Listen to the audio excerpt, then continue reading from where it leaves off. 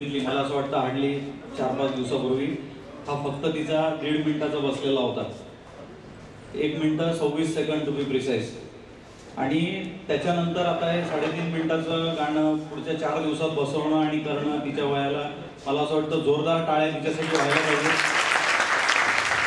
दुसरा महत्त्वाचा भाग, आम्ही गाण्यासाठी डेट्स दिल्या होत्या की इतक्याच दिवसापर्यंत गाणं तुमचं जमा करा, इतक्या दिवसापर्यंत करा. त्याची डेट उलटून गेली. तिचे परमप्रिय वडील व्यंकटेशराव जोशी यांची हिंमतच होईना मला फोन करायची. तिने मागे लागून लागून शेवटी मला फोन केला आणि गोड आवाजात सांगितलं, काका.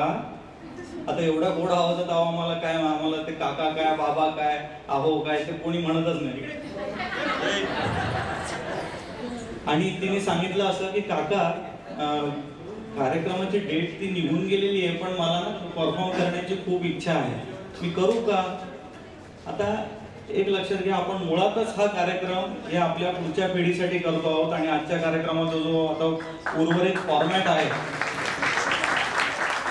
हा फॉर्मॅट बघून सुद्धा तुमच्या लक्षात येईल की ही वाटचाल कुठल्या दिशेने जात आहे. म्हणजे आपल्यातले गुण बाहेर काढणं हा तर एक विषय नक्कीच आहे, जे आम्ही स्वतः करतो आहोत. आणि त्याचबरोबर आपल्या मुलांना एक उद्युक्त करणं. त्याच्यामुळे पुढच्या वेळेस माझी अशी अपेक्षा आहे की या सगळ्या लहान मुलांचे परफॉर्मन्सेस बघून ज्या लहान मुलांनी परफॉर्म नाही केलेलं, आविष्कार शेळके लक्ष द्या. म्हणजे तुझे लहान मुलं म्हणतोय मी, तुला नाही म्हणत आहे.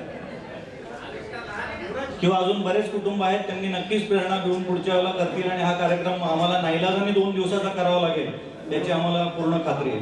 धन्यवाद.